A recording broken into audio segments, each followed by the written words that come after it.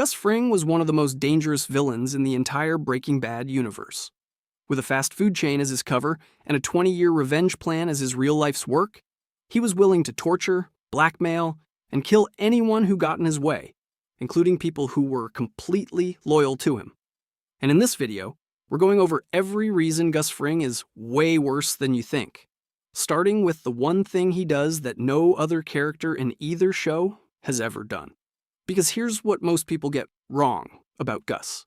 They think the scary part is that he's violent, but he's not scary because he's violent. Tuco is violent. The cousins are violent. Hector is violent. Violence is everywhere in this universe, and it's not what makes Gus stand out. The thing that makes Gus different, the thing that makes him worse, is something Better Call Saul spent 6 seasons proving. And once you see the full picture across both shows, the polished, professional version of Gus that most people walk away with completely falls apart. It's not even close to who he actually is. Most villains in this world want their enemies dead. That's how it works. Someone crosses you, you take them out, and you move on with your life. But for years, Gus Fring refused to let Hector Salamanca die. He didn't want Hector gone. He wanted Hector alive, aware and suffering on a timeline that only Gus controlled. And Better Call Saul lays that out in a way that changes everything about how you understand this character. Back in 1989, Hector killed the person closest to Gus, a man named Max Arciniega. Max was Gus's partner. They built Los Pollos Hermanos together from the ground up, and when they tried to pitch a meth operation to the cartel, it went about as badly as it possibly could have. Don Eladio didn't just say no. He had Hector shoot Max right there beside the pool while Gus was on his knees, forced to watch the person he built everything with bleed out next to him. That moment is the starting point for everything Gus does across both shows. Every decision he makes for the next 20 years leads back to that pool. And any normal villain would have spent the years after that planning to kill the man who pulled the trigger. But Gus doesn't want revenge that ends quickly. He wants to drag it out for as long as possible, and he wants to watch every second of it. In Better Call Saul Season 3, Episode 4, Gus tells Mike exactly what he has in mind for Hector. His exact words, "A bullet to the head would have been far too humane." And that's not tough talk or empty threats. The entire rest of the show proves he means every single word. After Hector has a stroke and ends up trapped in a wheelchair, unable to speak or move on his own, Gus secretly pays for specialist doctors and a rehabilitation program. Now, if you hear that out of context, it almost sounds like mercy. It sounds like maybe Gus still has some limit to how far he'll go. But he doesn't. Gus isn't paying for those doctors because he wants Hector to recover. He's paying them to bring Hector back just enough that Hector is fully aware of his situation. He wants Hector to know where he is, to understand that he's trapped, and to feel every second of it. And once the specialists confirm that Hector has regained that level of awareness, Gus cuts back the treatment. He doesn't want progress. He wants Hector frozen right at that point, conscious enough to suffer and helpless enough that he can't do anything about it. Then later in Season 4, Gus sits down next to Hector's hospital bed while Hector is still unconscious and tells a story that Hector probably can't even hear. He talks about a time when some kind of animal hurt something he cared about. And instead of killing the animal, Gus says he caught it and deliberately kept it alive so that he could sit there and watch it suffer for as long as possible. The show doesn't leave you any room to miss what that story means. It's not some random childhood memory. Gus is spelling out his entire philosophy of revenge to the audience, telling you exactly what he plans to do with the man lying helpless in front of him. Last chance to look at me, Hector. And the fact that he says all of this to someone who can't even hear him makes it creepier, not less. This isn't a performance for Hector. This is just who Gus is, when no one is watching. And this wasn't some quick revenge that played out over a few months. Gus's campaign against the cartel took roughly 20 years. From the moment Max died in 1989, Gus spent 2 full decades building his drug empire, quietly taking over cartel distribution routes, and wiping out Hector's family and allies one by one. He funded an entire village in Mexico and built a memorial fountain dedicated to Max, hidden away from his American business life where no one would ever connect it to the Gus Fring who runs chicken restaurants and smiles at DEA agents. That memorial is the only place in either show where you can see what Max actually meant to Gus, and it exists thousands of miles from anyone who might ask questions about it. He built an organization powerful enough to challenge the cartel from the inside. And by Breaking Bad Season 4, after he has already poisoned Don Eladio and wiped out the cartel leadership at a single party, Ustedes no tienen a nadie más por quien pelear. His next move is to walk into Hector's room at the nursing home and tell him, personally, face to face, that every single person Hector cared about is dead. The whole reason he goes in person is because he needs Hector to hear it from him. Killing the cartel wasn't even the real goal. Making sure Hector was alive and aware enough to feel the loss of everything he had left, that was the goal all along. The cruelty isn't a side effect of the empire Gus built. The empire exists to feed the cruelty. But here's what makes Gus so much scarier than just a guy with a grudge. Because everything I just showed you, that's how he treats the people he hates. What he does to people who work for him, people whose families have nothing to do with any of this, that's where things get really ugly. Gus lost the person closest to him when Hector killed Max. That grief is real, and the show treats it seriously. You can feel how much Max mattered to Gus in every flashback, every quiet moment where the anger underneath his composure leaks through. But what Gus does with that grief is what matters here.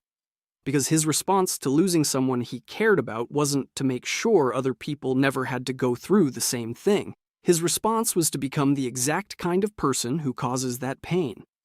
In Better Call Saul Season 4, Episode 2, Gus finds out that a young Salamanca lieutenant named Nacho Varga secretly replaced Hector's heart medication with fakes, which is what caused Hector's stroke in the first place.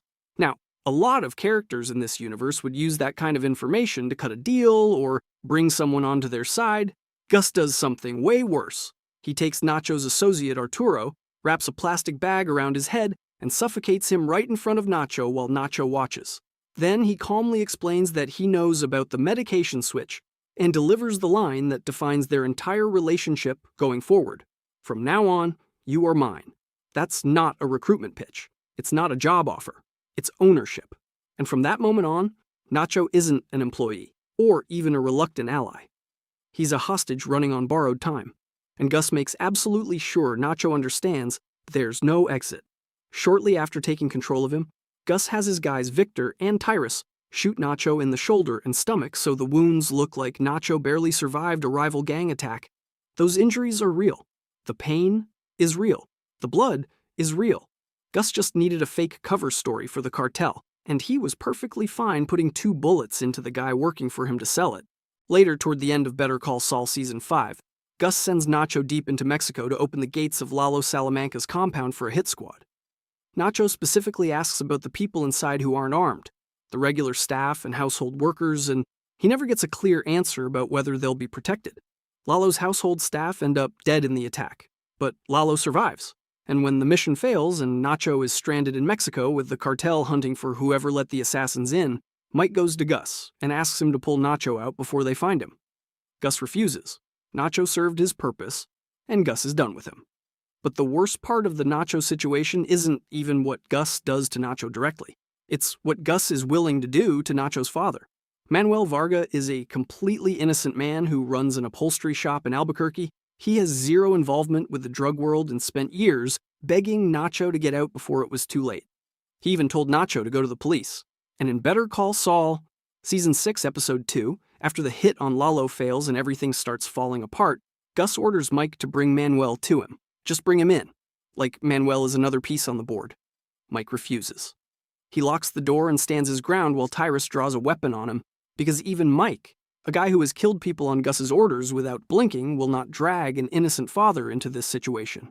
And when Nacho finally agrees to take the fall for Gus, to give a staged confession that protects Gus's cover and draws all the blame onto himself, pay close attention to what happens. Gus offers Nacho his personal guarantee that Manuel will be left alone, and Nacho looks right past him. He doesn't even consider accepting it. He only agrees to go through with the plan after Mike personally gives his word that Manuel will stay safe.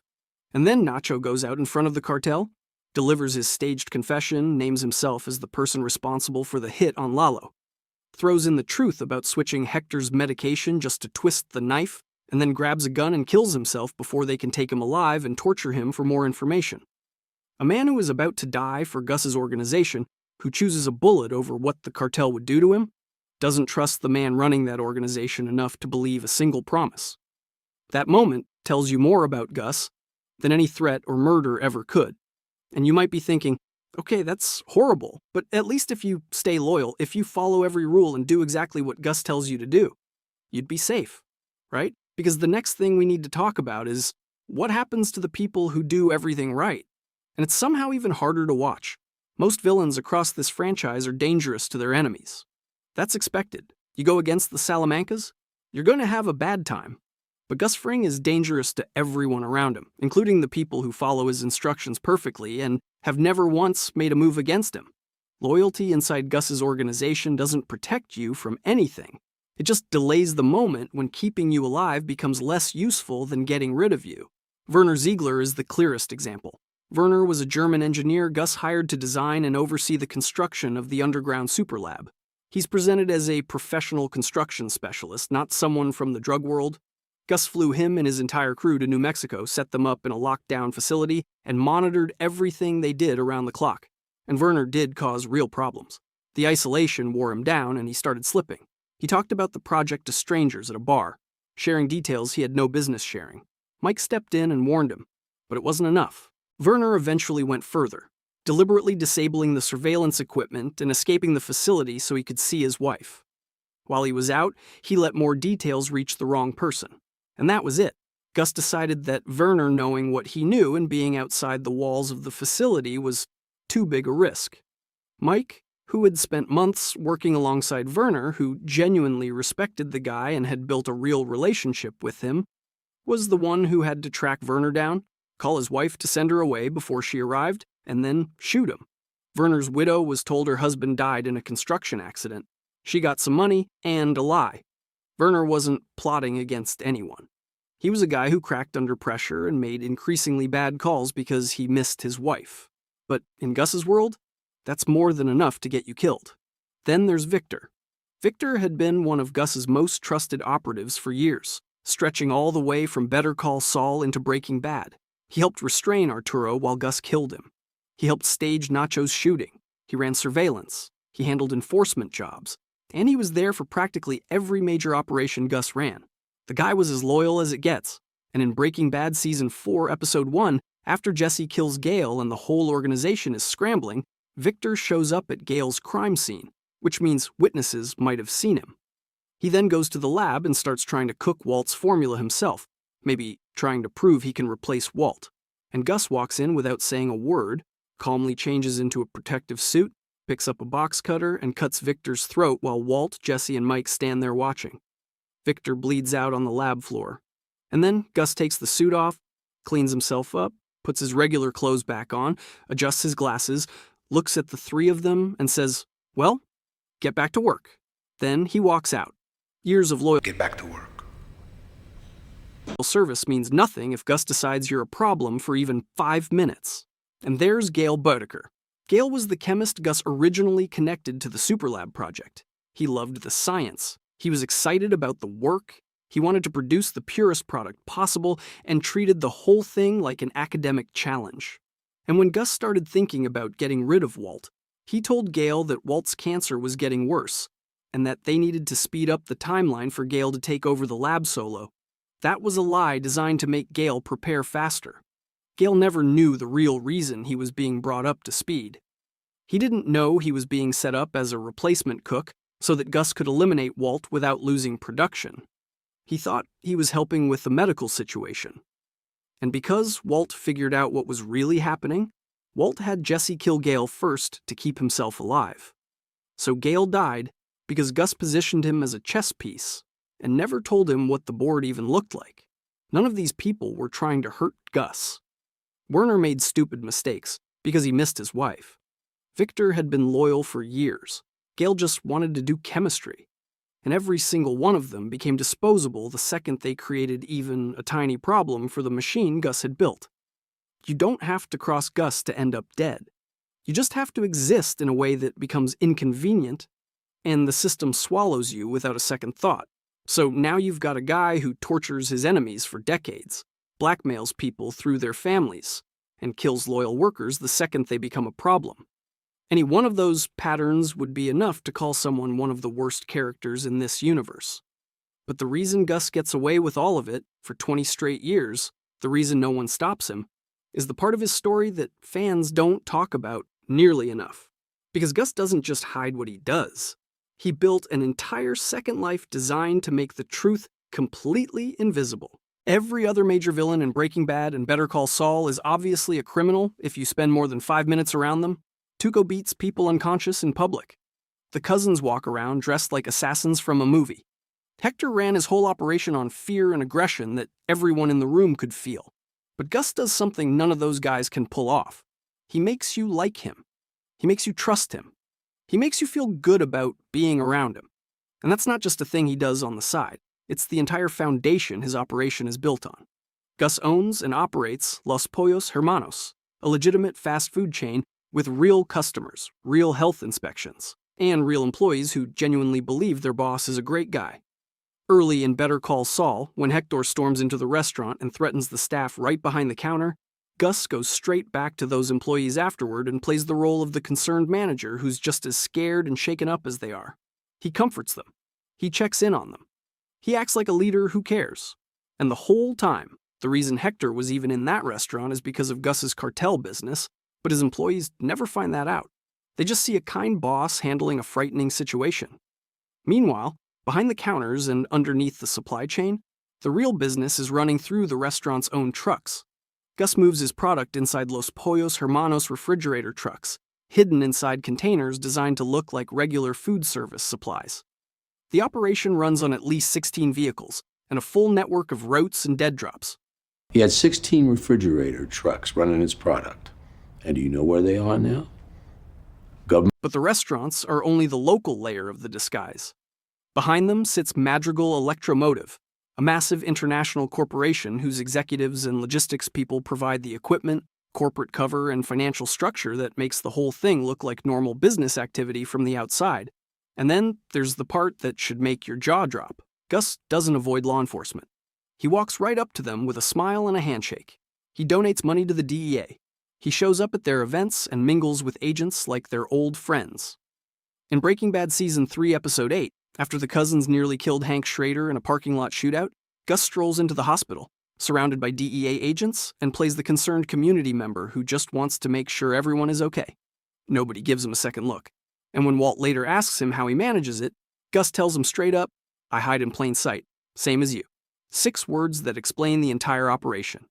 He surrounds himself with so much respectability, so many handshakes and donations and friendly faces, that the idea of looking at him twice never even crosses anyone's mind. He didn't stumble into this cover. He designed it from the ground up, and Gus doesn't just use the cover to stay hidden. He uses it to cause harm while looking like a bystander. When the Salamanca cousins come to New Mexico wanting to kill Walt, Gus doesn't fight them or warn Walt. He redirects them. He gives them Hank Schrader's name instead, a DEA agent, and points them at a federal target just to keep his chemist alive and his operation running.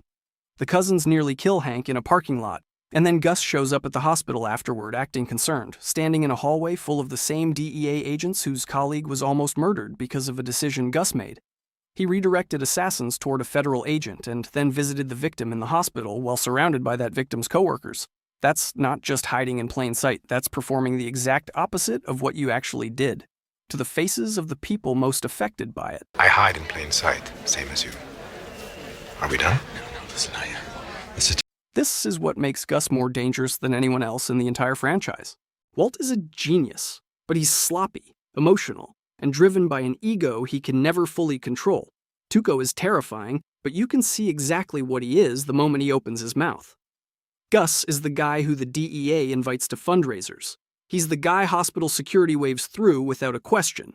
He's the friendly restaurant owner who remembers your name, asks about your kids, and brings extra food to community events. And behind all of that, at the same time, he's running one of the biggest meth operations in the entire region, keeping a paralyzed man alive for the sole purpose of making him suffer, threatening to murder infant children, and cutting his own employees' throats with box cutters. The gap between who Gus pretends to be and who Gus actually is, That's not just a disguise he wears. That gap is the most dangerous weapon in the show. But all of that, the restaurants, the donations, the handshakes, the smiles, the DEA fundraisers, every single piece of it exists to protect one thing. And when you see what Better Call Saul reveals about that thing, about what it actually costs to build, and what is literally buried underneath it, everything about Gus's whole operation looks different. Because the show doesn't just hint that something is hidden beneath the surface. It shows you exactly what's down there. And once you know, you can't watch a single Breaking Bad scene in that lab the same way ever again. In Breaking Bad, the Super Lab is the crown jewel of Gus's empire. Clean walls, perfect lighting, millions of dollars in equipment, and a production system that runs like clockwork. It looks exactly the way everything in Gus's world is supposed to look. Spotless, efficient, and completely under control. When Walt first walks into that lab, it's presented as the pinnacle of what a drug operation can be. It's what separates Gus from every other dealer and distributor in the game. And for a long time, that's all the audience knows about it. Better Call Saul tears that image apart completely because the show goes back and shows you step by step what the super lab actually cost to build. And the price wasn't money. Werner Ziegler was the first person to die for the lab's secrecy. After Mike shot him, Werner's crew was shipped home and warned that talking about the project would get them killed. Werner's wife received a fake construction accident story and some compensation. She'll live the rest of her life thinking her husband died in a cave-in. But Werner's death was just the opening cost. Because Lalo Salamanca started asking questions about the construction project, he picked up on details Werner had accidentally leaked and started digging, and he eventually got close enough to threaten the entire lab. Gus's answer was to use Nacho to open the gates of Lalo's compound in Mexico for a team of hired killers. The household staff inside, people who had nothing to do with the cartel war, were killed in the attack. And when Lalo survived anyway and made his way back to Albuquerque, he found the unfinished lab and forced Gus down there at gunpoint. But Gus had already hidden a gun in the lab before that night, because he had thought far enough ahead to prepare the space as a possible place to fight. He shot Lalo and killed him inside the lab itself, in the very room where Walt and Jesse would later spend months cooking. And then there's Howard Hamlin. Howard was a lawyer, a legitimate attorney who had absolutely nothing to do with Gus, the cartel, the meth business, or any part of the criminal world. He wasn't in the game. He didn't know the game existed. But Lalo killed Howard as collateral damage during the conflict with Gus. And once Howard was dead, Gus's people had to make it disappear. In Better Call Saul Season 6, Jimmy and Kim had already spent weeks building a fake story that Howard was using cocaine and spiraling out of control. After Howard was killed, Mike's crew took that existing lie and used it. They staged Howard's disappearance to look like the breakdown Jimmy and Kim had been faking was real, planted his car to support the story, and made the whole thing point towards suicide. And then they buried Howard and Lalo together, side by side, underneath the concrete floor of the superlab. Where were the two bodies? Over by the freight elevator. Over there. Think about what that means for every Breaking Bad scene that takes place in that lab. Every single time Walt and Jesse walk in there to cook, every time they stand on that floor arguing about money or the business or Gus, they are standing directly on top of two hidden bodies. One belongs to the cartel boss Gus killed in a gunfight. The other belongs to an innocent lawyer who never had anything to do with any of this. And neither Walt nor Jesse will ever have any idea. This is where the whole picture comes together. The lab is supposed to be Gus's masterpiece, the cleanest, most professional meth operation ever built. But you can trace a line of dead bodies that runs straight through its foundation. Werner died so the lab could stay hidden. Nacho was thrown away to protect the operation surrounding it. Lalo was shot to death inside it. Howard was buried under it. And Gus tells Walt directly during Breaking Bad Season 4 that he will kill Walt's infant daughter if Walt tries to get in the way, because even a baby's life means nothing compared to protecting what he's built. That's the real answer to why Gus Fring is way worse than you think. It's not just that he does terrible things. Plenty of characters across Breaking Bad and Better Call Saul do terrible things. It's that Gus built an entire world, an entire identity, an entire life, specifically designed to make sure you never see him do any of it. Every smile, every handshake, every donation check, every polite conversation with a DEA agent is just another layer of wall between you and the truth. And underneath all of it, underneath the restaurants and the charity and the clean lab floor, There are bodies that no one was ever supposed to find. For 20 years, nobody did. If you want to see more videos like this, hit subscribe and check out this video right here.